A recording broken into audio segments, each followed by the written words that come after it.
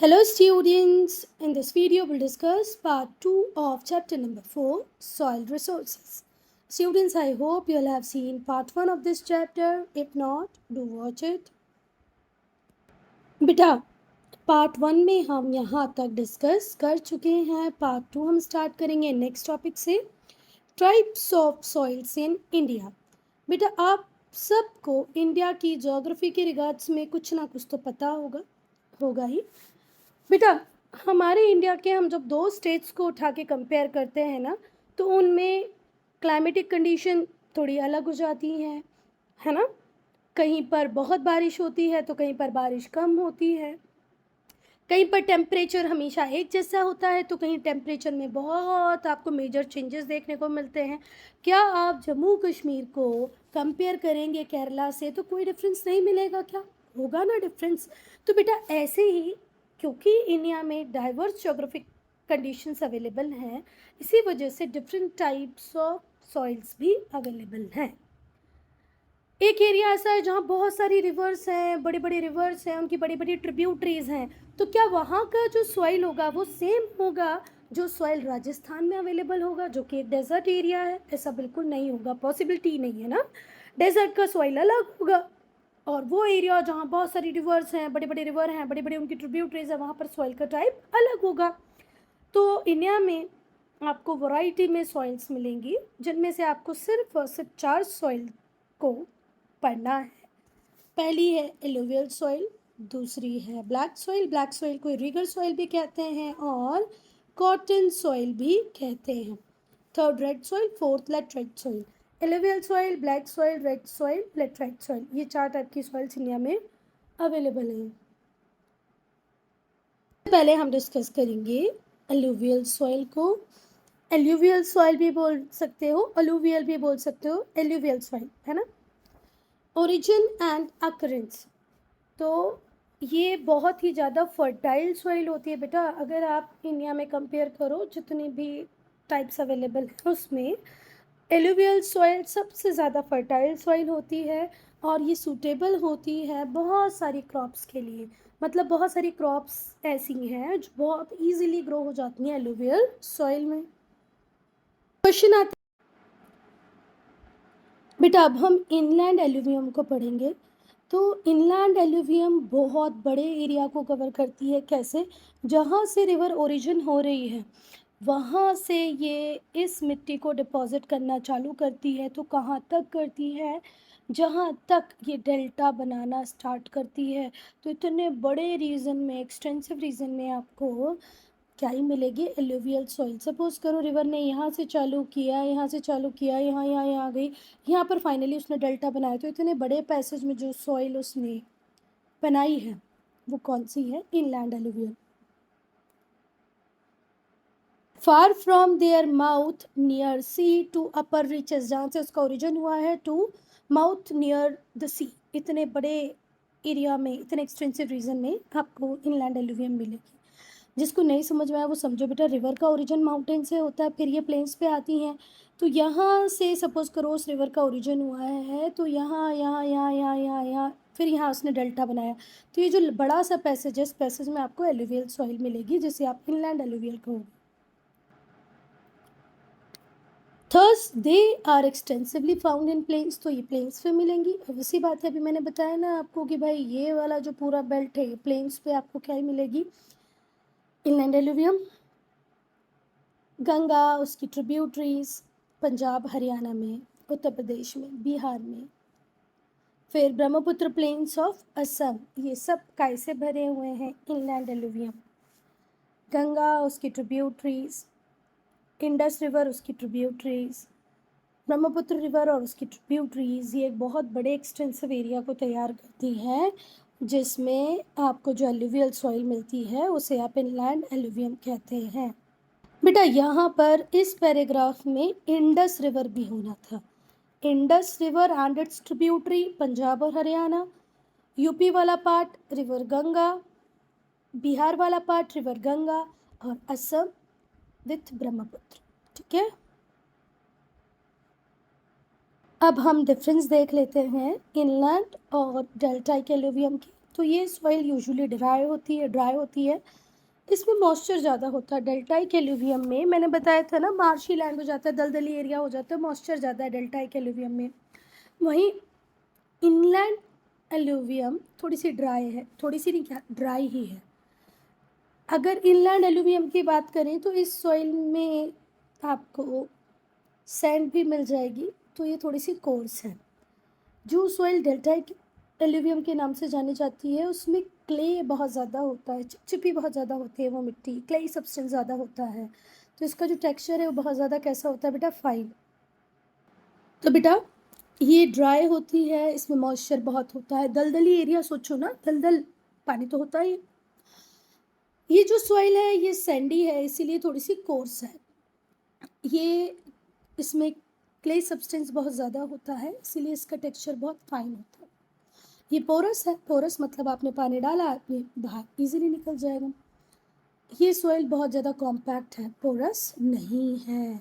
पानी डालोगे तो वहीं वहीं होता रहेगा, नीचे निकलेगा नहीं।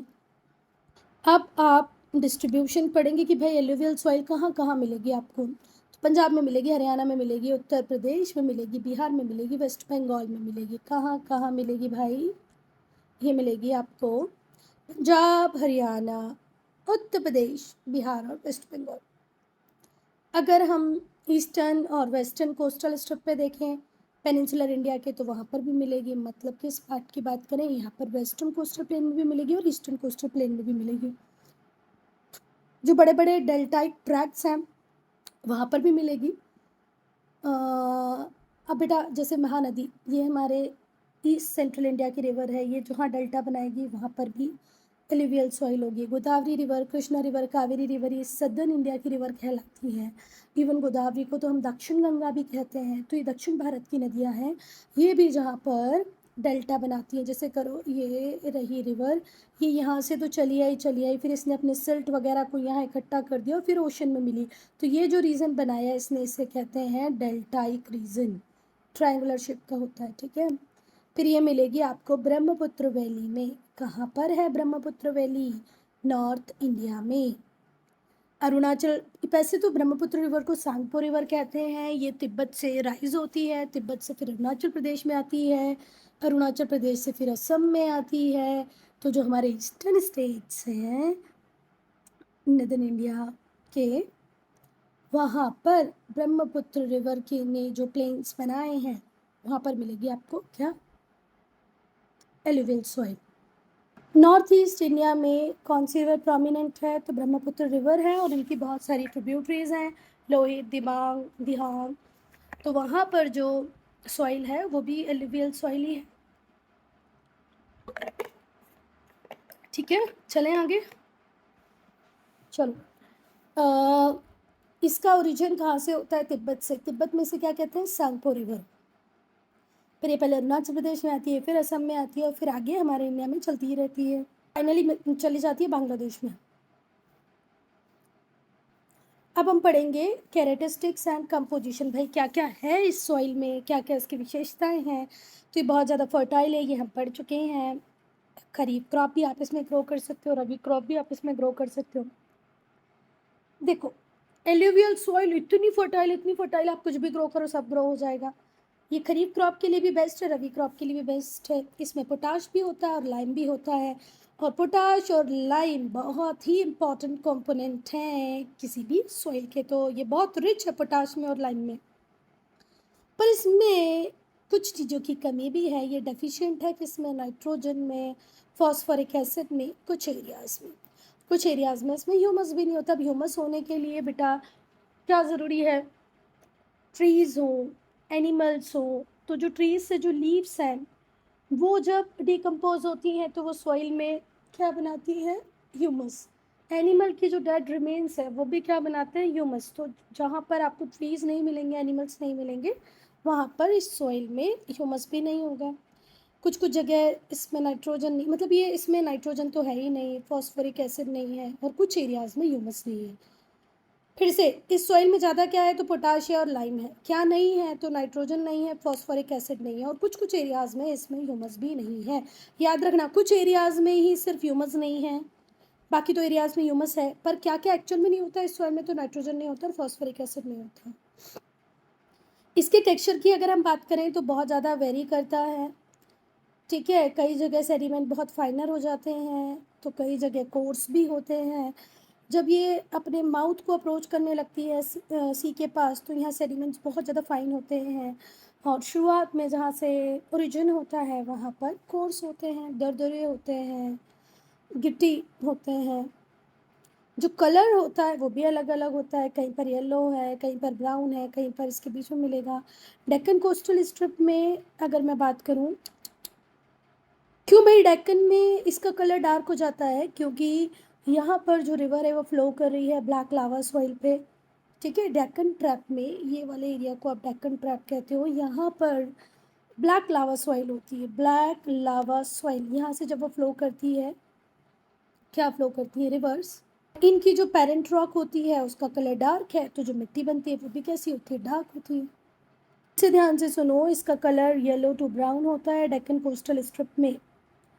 इसका कलर डार्क है क्योंकि जो रिवर फ्लो होती हैं ब्लैक लावा सॉइल पे, कहाँ पर, डेक्कन ट्रैप रीजन में, उसकी वजह से इसका कलर कैसा हो जाता है सॉइल का, कोस्टल एरियाज़ में, डेक्कन कोस्टल एरियाज़ में dark. It is found up to the depth of 500 metre. नीचे कितनी गहराई तक मिलेगी आपको, 500 मीटर्स तक मिलेगी ज़मीन के अंदर, है ना, 500 मीटर्स तक मिलेगी सॉइल। अब बेटा क्रॉप्स कौन कौन सी ग्रो कर सकते हैं, तो वैसे तो मोस्टली सारी रबी सारी खरीफ क्रॉप आप इस सॉइल में ग्रो कर सकते हो, फिर भी हम पढ़ लेते हैं।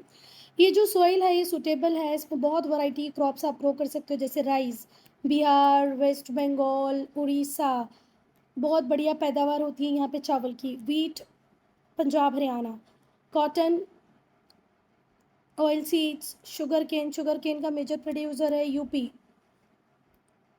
ठीक है। तो कौन कौन सी क्रॉप्स यहाँ पर बहुत सूटेबली ग्रो हो जाती हैं, rice, wheat, cotton, oil seed, sugar cane. अगर लोअर गंगा ब्रह्मपुत्र वैली की बात करें, स्पेशली वेस्ट बंगाल और असम में, तो ये सॉइल जूट कल्टीवेशन के लिए भी बहुत ज़्यादा सूटेबल है। जूट कल्टीवेशन भी यहाँ पर बहुत अच्छे से होता है, जूट जिसे गोल्डन फाइबर भी कहते हैं, जिससे मैट्रेसेस, सॉरी, मैट्स वगैरह बनती हैं। Students, I am ending this video here only. If you have any doubt, any problem, to write in comment section. अब हम क्लासिफिकेशन को देखेंगे, किसके क्लासिफिकेशन को बेटा, एलुवियल सॉइल के। एलुवियल सॉइल को उसकी एज के अकॉर्डिंग, उसकी लोकेशन के अकॉर्डिंग और उसके टेक्सचर के अकॉर्डिंग आप डिवाइड कर सकते हैं, क्लासीफाई कर सकते हैं बैंगर और खादर में। फिर से ध्यान से सुनो, जितनी भी एलुवियल सॉइल हमारे इंडिया में अवेलेबल है, उनमें जो सेडिमेंट डिपॉजिट्स हैं, मतलब जो सॉइल है, उसकी जब लोकेशन को आप देखोगे, उसकी एज को देखोगे, जब उनकी टेक्सचर को देखोगे, तो आपको लगेगा यार कि ये दोनों सॉइल में थोड़ा डिफरेंस है, इसलिए चलो हम इसको डिवाइड कर देते हैं। तो आपने सेडिमेंट जो डिपॉजिट हुए हैं उनके टेक्सचर को देखा, उनकी एज को देखा और उनकी लोकेशन को देखा, और उस बेसिस पे क्लासीफाई कर दिया एलुवियल सॉइल को भांगर और खादर में। तो ये ओल्डर एलुवियम होती है, मतलब एज में ये बड़ी है। लोकेशन क्या है भाई इसकी, 30 metre above flood levels, flood level से 30 मीटर की ऊंचाई पे ये अवेलेबल है ना, रिवर टेरेसेस पे ये अवेलेबल है। It has calcareous concretions. Calcareous concretions क्या होते हैं बेटा, देखो, कैल्शियम कार्बोनेट प्रेसिपिटेशन होता है तो राउंड मासेस तैयार हो जाते हैं, ठीक है, जिन्हें हम कंकर्स भी कहते हैं। कैलकेरियस कॉन्क्रीशंस में आपको क्या बोल मिलेंगे, कैल्शियम कार्बोनेट मिलेगी, है ना, जिसे आप कंकर भी कहते हैं। ये थोड़ी सी टेक्सचर में कोर्स होगी, कोर्स का मतलब समझ में आता है ना, थोड़ी सी खुरदुरी, क्या बोलना चाहिए, खुरदुरी से नहीं समझ में आ रहा है तो ग्रिटी टेक्सचर समझ में आ रहा होगा, ठीक है। और क्या बोल सकते हैं आप इसको, जिसमें सिल्ट ज़्यादा लगे, आपको क्ले की कमी लगे, है ना। चलो, ये थोड़ी सी कम फर्टाइल होती है। तो फिर से मैं बता रही हूँ भांगर आपको, ये ओल्डर एल्यूवियम है, ये फ्लड लेवल्स के 30 मीटर अबव ही मिलेगी। इसमें कैलकेरियस कॉन्क्रीशंस होते हैं जिन्हें हम कंकड़ भी कहते हैं, मतलब कैल्शियम कार्बोनेट इकट्ठी जहाँ हो रही है, बोल सकते हो आप इसको।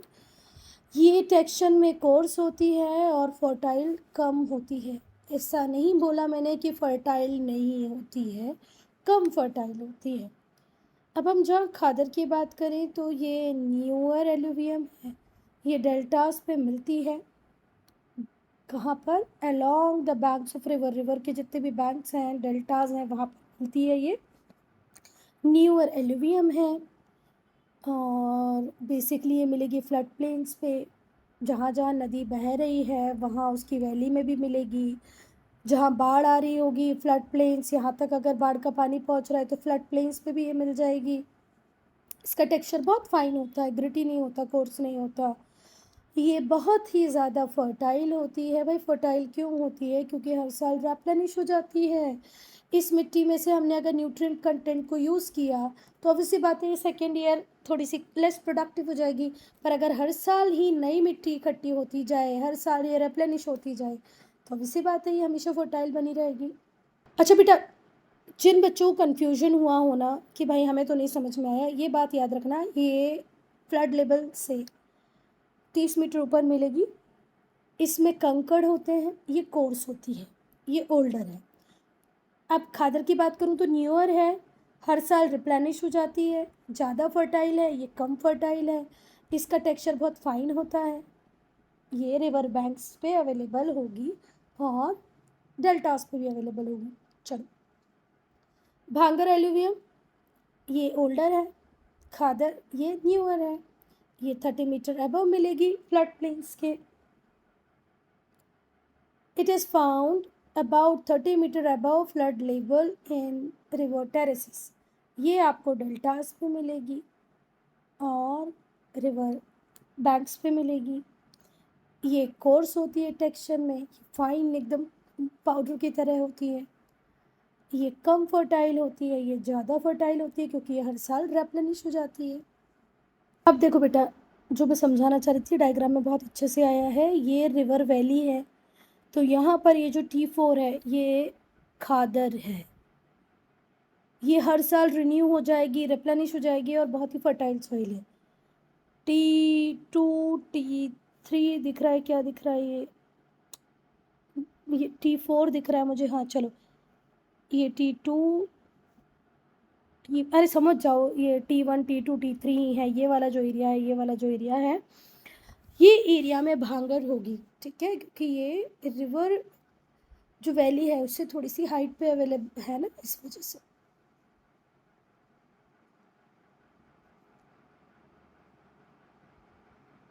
तो मुझे तो नहीं दिख रहा बेटा, अपनी बुक में देख लेना। बस इतना याद रखो कि T4 वाला जो रीज़न है वहीं पर आपको खादर मिलेगी, बाकी जगह भांगर मिलेगी।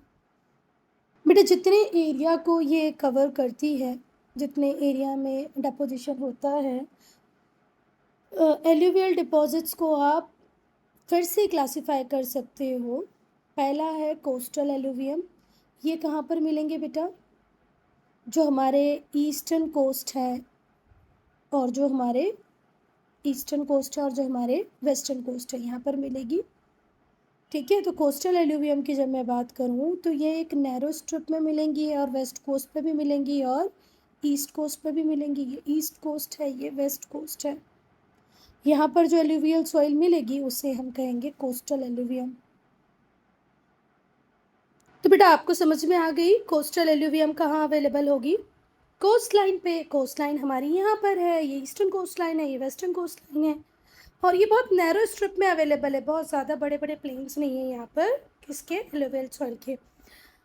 अब हम डेल्टाइक एलुवियम की बात करेंगे कि भाई जहाँ रिवर अपना डेल्टा बना रही होगी। डेल्टा का मतलब क्या होता है बेटा? जब भी रिवर ओशन में मिलती है तो उसके पहले उसकी स्पीड स्लो हो जाती है, जो कचरा मिट्टी उसके साथ होती है वो उसको वहीं पर जमाने लग जाती है, उसी को हम बोलते हैं डेल्टा।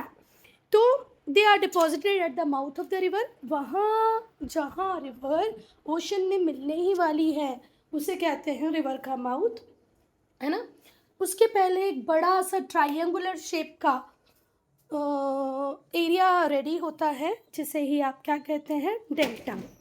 जैसे गंगा ब्रह्मपुत्र का डेल्टा है और भी डेल्टा रीजन है, जैसे deltaic areas of Mahanadi, Godavari, Krishna, Kaveri ना। ईस्टर्न कोस्टल प्लेन में आपको कृष्णा, कावेरी, गोदावरी के डेल्टा मिल जाएंगे। यहाँ पर कृष्णा, कावेरी, गोदावरी, इनके डेल्टाज मिल जाएंगे आपको। चलो, सो डेल्टाइक एलुवियम वो एलुवियम सॉइल है जो डेल्टास पे अवेलेबल है। डेल्टा रिवर कहाँ बनाती है? जहाँ वो ओशन से मिलने वाली होती है, उसके पहले उसकी स्पीड बहुत कम हो गई होती है। वो अपने साथ लाए सिल्ट, क्ले और जो भी मटेरियल होता है उसको डिपॉजिट करने लगती है और एक ट्रायंगुलर शेप का लैंड एरिया तैयार हो जाता है जो थोड़ा सा मार्शी होता है। दुनिया का सबसे बड़ा डेल्टा हमारे इंडिया में ही है, जिसे हम सुंदरबन डेल्टा कहते हैं, जिसे बनाने वाली रिवर है गंगा और ब्रह्मपुत्र। ठीक है, चलिए आगे। अब हम इनलैंड एलुवियम को पढ़ेंगे। तो बेटा ध्यान से सुनना। जो वैली और डेल्टास होते हैं बहुत सारी रिवर्स के, वहाँ पर भी आपको क्या मिलेगी? एलुवियल सॉइल मिलेगी। जैसे महानदी की जब मैं बात करूँ तो ये सेंट्रल इंडिया की रिवर कही जाएगी, ईस्ट सेंट्रल इंडिया की। गोदावरी, कृष्णा, कावेरी ये सदर्न इंडिया की रिवर्स है, ये सेंट्रल इंडिया की रिवर कह लो या ईस्ट सेंट्रल की रिवर कह लो। तो इनकी जो वैली होगी, जैसे वैली किसको कहते हैं? अब यहाँ पर रिवर फ्लो कर रही है तो ये क्या होगी? इसकी वैली। तो इनके वैलीज में भी आपको एलुवियल सॉइल मिलेगी और लास्ट में फाइनली जब ये डेल्टास बनाएंगी तो वहाँ पर भी आपको एलुवियल सॉइल मिलेगी। कौन कौन सी रिवर्स की अभी हमने बात की? Mahanadi which belongs to eastern part of central India, Godavari, Krishna, Kaveri south India से बिलोंग करती हैं, सदर्न इंडिया से बिलोंग करती हैं। तो बेटा ये पूरा जो रीजन है, एक मिनट, ये एलुवियल सॉइल का रीजन है। तो पहले हम लोग नॉर्थ से स्टार्ट करते हैं। पंजाब, हरियाणा, वेस्टर्न यूपी, वेस्ट बंगाल, बिहार और असम, गुजरात का कुछ पार्ट। देन ये वाला जो पोर्शन आपको दिख रहा है वेस्टर्न घाट का और ईस्टर्न घाट का, ये वो प्रोमिनेंट रीजन है जहाँ पर रिवर्स अपना डेल्टा बनाती हैं। अब क्वेश्चन आता है कि ये सॉइल बनती कैसे है? तो ये जो सॉइल है बेटा, ये बनती कैसे है? सेडिमेंट से, एल्यूवियम से। ये सेडिमेंट्स और एल्यूवियम्स कहाँ से आए हैं बेटा? तो ये रॉक्स से आए हैं और इन्हें लाने का काम किसने किया है? तो रिवर्स ने किया है। जब रिवर्स रॉक्स से नीचे की तरफ आती हैं और रॉक्स में कंटिन्यूसली वेदरिंग का प्रोसेस होता है। आपको पता है ना वेदरिंग क्या होता है? जब सन, वाटर, हीट, दो तीनों चारों चीज़ें रॉक्स के ऊपर काम करती हैं तो रॉक्स टूटने लगती हैं और इस प्रोसेस को हेल्प बहुत हद तक रिवर भी करती है। तो रिवर अपने साथ रॉक्स के बड़े बड़े चंक्स को, सेडिमेंट्स को, एलिवियम्स को ले आती हैं और ये जो चंक्स होते हैं, जो सेडिमेंट्स होते हैं, ये ट्रांसपोर्ट होते रहते हैं ओवर अ लॉन्ग डिस्टेंस, बहुत लंबा डिस्टेंस से कवर करते हैं। किसके साथ? रिवर्स के साथ। ठीक है, क्योंकि ये रिवर्स के साथ चल रहे हैं, but with the passage of time क्या होता है बेटा? इनके साइज में ग्रेजुअल डिक्रीज होता जाता है। एक चंक जो अपनी स्टार्टिंग फेज में बहुत बड़ा था वो एंड तक आते आते फाइन ग्रेन में कन्वर्ट हो जाता है। इस सॉइल को हम रिवराइन सॉइल भी कहते हैं क्योंकि ये रिवर बेसिन्स में मिलती है। इस सॉइल को आप कौन सी सॉइल भी कहते हैं? Riverine soil. भाई अगर क्वेश्चन आ जाता है alluvial soil is also known as riverine soil, तो आप क्या बोलोगे? तो आप बताना। क्योंकि ये सॉइल मोस्टली रिवर बेसिन्स में ही मिलती है, इसीलिए हम इसे रिवराइन सॉइल कहते हैं। हमारा इंडिया जो है वहाँ पर जो नदर्न प्लेन्स हैं, वो पूरे के पूरे नदर्न प्लेन्स बनाने का श्रेय रिवर्स को ही जाता है। रिवर्स जब अपने साथ हिमालय से नीचे की तरफ आई तो वही सेडिमेंट्स लेके आई। With the passage of time वो सेडिमेंट्स बहुत छोटे छोटे छोटे हो गए और नदर्न प्लेन्स की जो सॉइल है वो एल्यूवियल सॉइल ही है। किसने बनाई है? रिवर्स ने बनाई है। चलो, ये जो सेडिमेंट्स होते हैं ये इवेंचुअली डिपॉजिट होते जाते हैं फार फ्रॉम देयर पेरेंट रॉक। इनकी पेरेंट रॉक तो बहुत पीछे छूट गई, रिवर के साथ ये चले चले चले चले और यहाँ आकर ये डिपॉजिट हुए हैं। तो ये अपनी पेरेंट रॉक से बहुत दूर है ना, फार फ्रॉम, फार मतलब बहुत दूर होना, इसीलिए इन्हें एक्स सिचु भी कहते हैं। एक्स सिचु बोले तो ऑफ साइट, या जहाँ पर हमारा ओरिजिनल घर है उससे बहुत दूर, एक्स सिचु।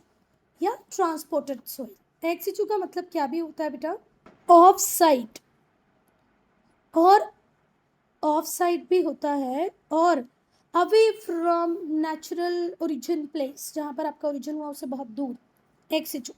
चलो, ये एक लैटिन टर्म है ना, लैटिन भाषा की टर्म है।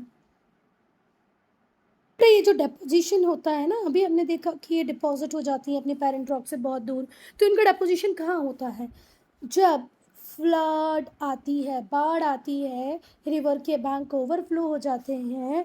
सपोज करो ये रिवर का पैसेज था, अब रिवर में रेनी सीजन में बहुत ज़्यादा पानी आ गया, वो उसको अकोमोडेट नहीं कर पा रही है, तो फ्लड आएगी, रिवर का वाटर यहाँ तक आ जाएगा, यहाँ तक आ जाएगा, तो रिवर अपने साथ सॉइल भी लेकर आएंगी जो यहाँ तक आ जाएगी। ठीक है, और यहीं पर तैयार होंगे एलुवियल प्लेन्स।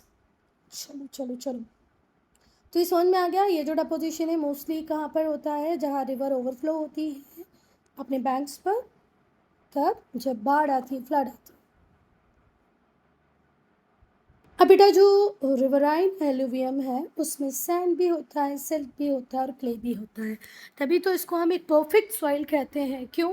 क्योंकि अगर सॉइल में सिर्फ क्ले हो तो भी प्रॉब्लमेटिक होता है, सिर्फ सिल्ट होगा तो भी प्रॉब्लम होगी। तो ये एक प्रॉपर, अच्छा हाँ दूसरी बात, सैंड होगा तो भी प्रॉब्लम ही होगी। अपन लोग देखते हैं ना कि सैंड में क्रॉप को ग्रो करना मुश्किल ही होता है। तो जो रिवराइन एल्यूवियम है उसमें सैंड भी है, सिल्ट भी है, क्ले भी है, और वो भी वराइन प्रपोर्शन में है। इंडिया में ये बहुत बड़े बेल्ट में मिलती है एलुवियल सॉइल। इंडिया में एक्सटेंसिव सॉइल का दर्जा इसको मिला हुआ है। लगभग 45% जो टोटल लैंड सरफेस एरिया है वह एलुवियल सॉइल से ही कवर्ड है। मेरी बात सुनना ध्यान से बेटा, हमारी पॉपुलेशन जितनी बढ़ गई है ना, 2-10 कंट्री मिलके भी हमें फूड सप्लाई करेंगी ना, तो हमारा भरण पोषण नहीं हो पाएगा, मतलब हम 2 टाइम खाना नहीं खा पाएंगे। तो thanks to these alluvial soil, ये जो 45% सॉइल हमारे इंडिया में अवेलेबल है जिसका नाम एलुवियल सॉइल है, ये बम्पर प्रोडक्शन करती है, वीट का भी, राइस का भी। मैं जहाँ बिहार वेस्ट बंगाल की बात करूँ वहाँ पर राइस प्रोडक्शन बहुत अच्छा है। वहीं पंजाब हरियाणा वेस्टर्न यूपी की बात करूँ तो वहाँ वीट प्रोडक्शन बहुत अच्छा है। तो यही वो एरिया है जो हम इतनी बड़ी पॉपुलेशन को खाना दे पा रहा है, भोजन नहीं तो हमें मिलता नहीं। तो समझ में आ गया कि आपके इंडिया में सबसे ज़्यादा एक्सटेंसिव सॉइल जो अवेलेबल है वो है एलुवियल सॉइल। और कितना परसेंट अवेलेबल है? 45% अवेलेबल है। और पूरा नदर्न प्लेन्स इंडिया का इसी सॉइल से कवर है, along with the major river valleys and deltas. और बेटा इसके अलावा जो मेजर रिवर वैलीज़ हैं वहाँ पर भी आपको एलुवियल सॉइल ही मिलेगी, डेल्टास पे आपको एलुवियल सॉइल मिलेगी। इंडिया की अगर हम बात करें तो प्रीडोमिनेंटली कुछ ऐसे ड्रेनेज बेसिन है जहाँ पर आपको एलुवियल सॉइल ही मिलेगी। अगर आप कुछ रिवर की बात करो तो उसके पास आसपास का एरिया कौन सी सॉइल? Alluvial soil. आप आँख बंद करके कह सकते हो, तभी यहाँ पर वर्ड प्रीडोमिनेंटली का यूज़ हुआ है।